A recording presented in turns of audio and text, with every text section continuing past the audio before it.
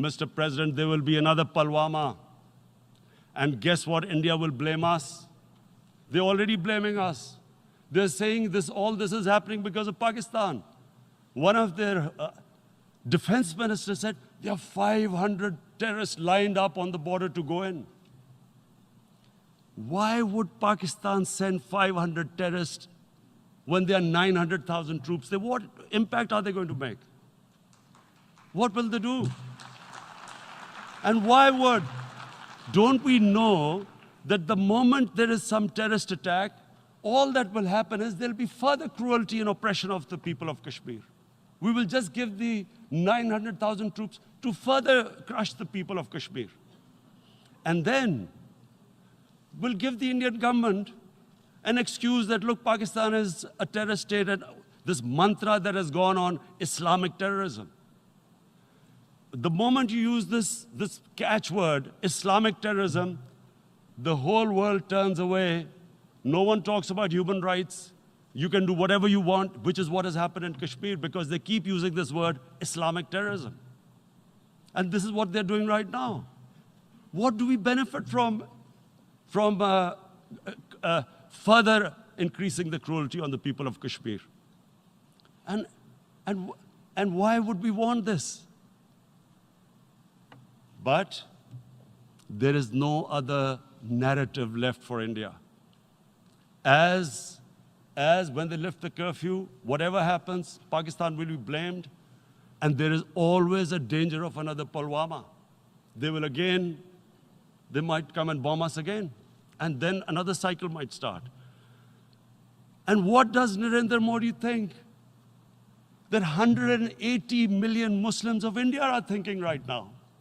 Aren't they watching these Kashmiris stuck inside for 55 days they've been stuck in? Aren't they watching? What do you think? Don't you think that the Muslims will be radicalized in India? And I'm talking about 180 million people. And when they get radicalized, there will be some incident in India somewhere down the line. Again, we will be blamed. And I'm warning you right now, again, we will be blamed. And Mr. President, what about 1.3 billion Muslims who are watching this? And they know that it is only happening in Kashmir because they're Kashmiri Muslims. This is not happening to Kashmiri Hindus. They know that this is happening because of their religion. So what do you think they will be thinking? What do you think the Jewish community would think if they were, forget 8,000 Jews stuck like this? What do you think Europeans would think? What do we think? I mean, any human community, if their members are stuck like that, what do you think they will think? Are we a children of a lesser God? Is it not going to cause us pain? And then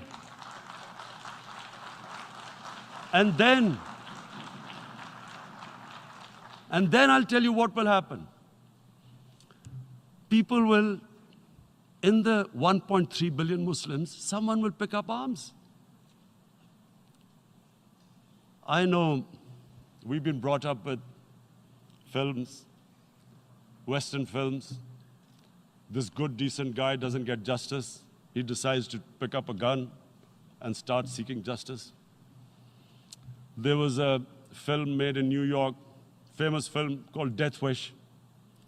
This guy gets mugged by and his family, his wife gets killed or something. He can't get justice. He picks up a gun and he goes around shooting muggers. And the whole cinema cheers him on. So what do you think the Muslims are thinking right now? If there is a bloodbath, there will be Muslims becoming radicals, not because of Islam, but because of what they will see, that there's no justice when it comes to Muslims. There were Rohingya Muslims, Myanmar, who are, God knows, almost 1 million people out, ethnic cleansing. What was the response of the world community? So what do you think will be the response of 1.3 billion Muslims? I picture myself. I'm in Kashmir. I've been locked up for 55 days.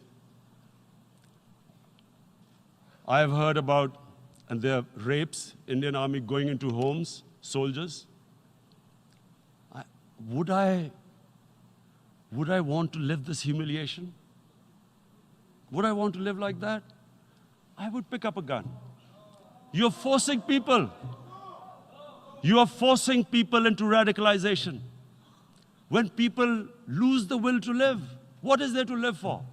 And this is what, if you can do this to human beings, you are actually radicalizing people. And so, Mr. President,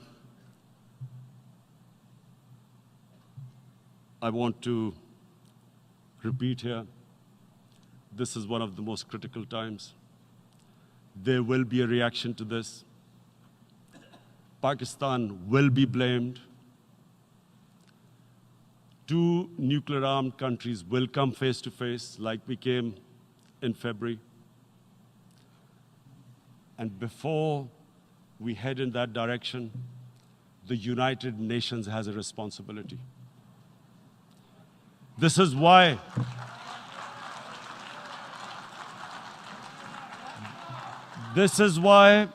the United Nations came into being in 1945. You were supposed to stop this happening. I feel we are back to 1939, Munich. Czechoslovakia has been taken, annexed. What is the world community going to do? Is it going to appease a market of 1.2 billion, or is it going to stand up for justice and humanity?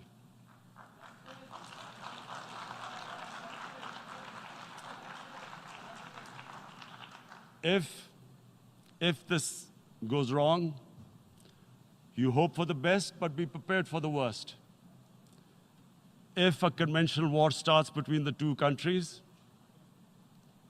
Mr. President, if a conventional war starts, and anything could happen, but supposing a country 7 times smaller than its neighbor is faced with the choice, either you surrender or you fight for your freedom till death, what will we do? I ask myself this question. And my belief is, La ilaha illallah, there is no God but one. And we will fight. And when